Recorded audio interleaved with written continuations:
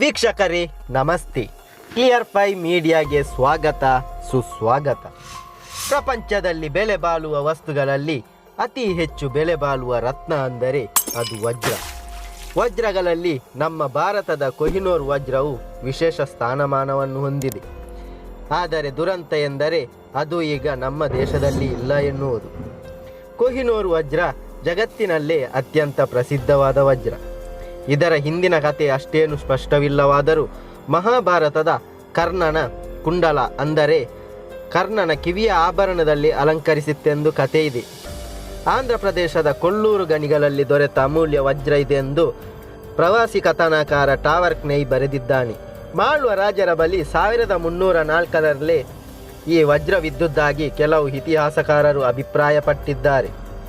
ಈ ಕೊಹಿನೂರ್ ವಜ್ರದ ನಿಜವಾದ ಚರಿತ್ರೆಗಿಂತ ಹಣೆದಿರುವ ಕಥೆಗಳೇ ಹೆಚ್ಚಾಗಿದೆ. ಮಾಳ್ವ ದೊರೆಯಿಂದ ಮೊಘಲರ ಬಳಿಗೆ ಹೇಗೆ ಬಂತೆಂದು ಸರಿಯಾಗಿ ಯಾರಿಗೂ ಕೂಡ ಈವರೆಗೂ ತಿಳಿದಿಲ್ಲ. ಔರಂಗಜೇಬನ ಬಳಿ ಈ ವಜ್ರವು ಇದ್ದುದನ್ನು ಟಾವರ್ಕ್ನೈ ಪ್ರವಾಸ ಕಥನದಿಂದ ತಿಳಿಯಬಹುದು ಅಷ್ಟೇ. ಔರಂಗಜೇಬನ ವಂಶಸ್ಥರಲ್ಲೇ ಉಳಿದ ಕೊಹಿನೂರ್ ವಜ್ರ ಮುಂದೆ ಮಹಮ್ಮದ್ ಶಾನ ಆಸ್ತಿಯಾಯಿತು. ಈ ವಜ್ರಕ್ಕಾಗಿ ಜಟಾಪಟಿ ಪ್ರಾರಂಭವಾದದ್ದು ಇಲ್ಲಿಂದಲೇ. ಅನಂತರ ಇದು ವಿಶ್ವವಿಖ್ಯಾತ ಮಯೂರ ಸಿಂಹಾಸನವನ್ನು ಅಲಂಕರಿಸಿತ್ತು. 1739ರಲ್ಲಿ ಪರ್ಷಿಯಾದ ನಾದಿರ್ ಶಾ ದೆಹಲಿಗೆ ಮುತ್ತಿಗೆ ಹಾಕಿದಾಗ ಈ ವಜ್ರಕ್ಕಾಗಿ ತೀವ್ರವಾಗಿ ಶೋಧಿಸಿದ. ಕೊನೆಗೆ ಅರಮನೆಯ ಕೆಲಸದ ಹೆಂಗಸು ಈ ವಜ್ರವು ಚಕ್ರವರ್ತಿಯ ಪೇಟದಲ್ಲಿ ಅಡಗಿದೆ ಎಂಬ ಗುಟ್ಟನ್ನು ಹೊರಹಾಕಿದಳು.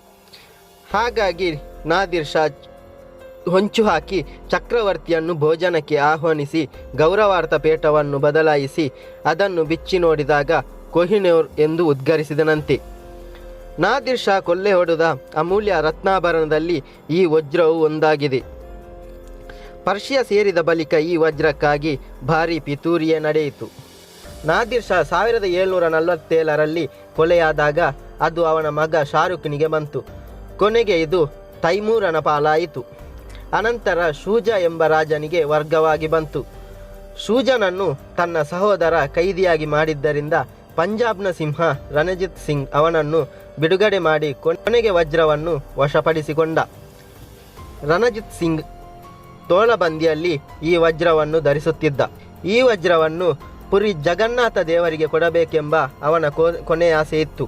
ಆದರೆ ಅದು ಕೊನೆಗೂ ಫಲಿಸದೆ ಅದು ಬ್ರಿಟಿಷರ ಪಾಲಾಯಿತು. ಕೊಹಿನೂರ್ ವಜ್ರ ಈಸ್ಟ್ ಇಂಡಿಯಾ ಕಂಪನಿಗೆ ಬಂದ ಮೇಲೆ ಅದನ್ನು ಬ್ರಿಟಿಷರು ಜಾನ್ ಲಾರೆನ್ಸ್ ಎಂಬವನ ವಶಕ್ಕೆ ಕೊಟ್ಟು ಜೋಪಾನವಾಗಿ ಇಡಲು ತಿಳಿಸಿದ್ದರಂತೆ. ಇದನ್ನು ಆ ಭೂಪ ತಗಡಿನ ಡಬ್ಬವೊಂದರಲ್ಲಿ ಹಾಕಿ ಸಂಪೂರ್ಣವಾಗಿ ಮರೆತು ಬಿಟ್ಟಿದ್ದನಂತೆ.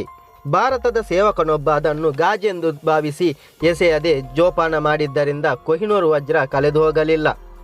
ಅನಂತರ ಸ್ವಾಮಿ ಭಕ್ತಿಯ ಸಂಕೇತವಾಗಿ ಕೊಹಿನೂರ್ ಕಡಲು ದಾಟಿ ಲಂಡನ್ ಸೇರಿತು. 1850ರಲ್ಲಿ ಬ್ರಿಟಿಷರು ಇದನ್ನು ವಿಕ್ಟೋರಿಯಾ ಮಹಾರಾಣಿಗೆ ಒಪ್ಪಿಸಿದರು. ಎಲಿಜಬೆತ್ ರಾಣಿಯ ಆಳ್ವಿಕೆಯಲ್ಲಿ ಈಸ್ಟ್ ಇಂಡಿಯಾ ಕಂಪನಿ ಉದಯಿಸಿ 250 ವರ್ಷಗಳಾಗಿದ್ದವು. ಅದರ ನೆನಪಿಗೆ ಈ ವಜ್ರದ ಉಡುಗೊರೆ ಕೊಹಿನೂರಿಗೆ ಆಗ $7 ಲಕ್ಷ ಬೆಲೆ ಕಟ್ಟಲಾಗಿತ್ತು.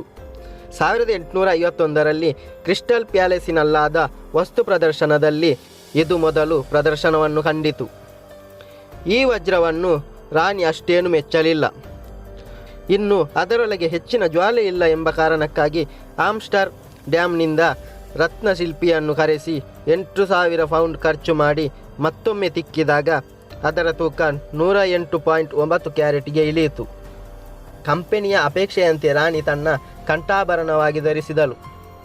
ಈಗ ಇದು ಲಂಡನ್ನ ಅರಮನೆಯ ರಾಜಭಂಡಾರದ ರತ್ನಾಭರಣಗಳ ಜೊತೆ ಸೇರಿ ಲಂಡನ್ ಟವರ್ನಲ್ಲಾಗುವ ವಸ್ತು ಪ್ರದರ್ಶನಗಳಲ್ಲಿ ಆಗಾಗ ಕಾಣಿಸಿಕೊಳ್ಳುತ್ತದೆ. ಓಕೆ ಫ್ರೆಂಡ್ಸ್, ಇನ್ನೊಂದು ಇಂಟ್ರೆಸ್ಟಿಂಗ್ ಸ್ಟೋರಿ ಜೊತೆ ಮತ್ತೆ ಭೇಟಿ ಮಾಡೋಣ. ಜೈ ಹಿಂದ್.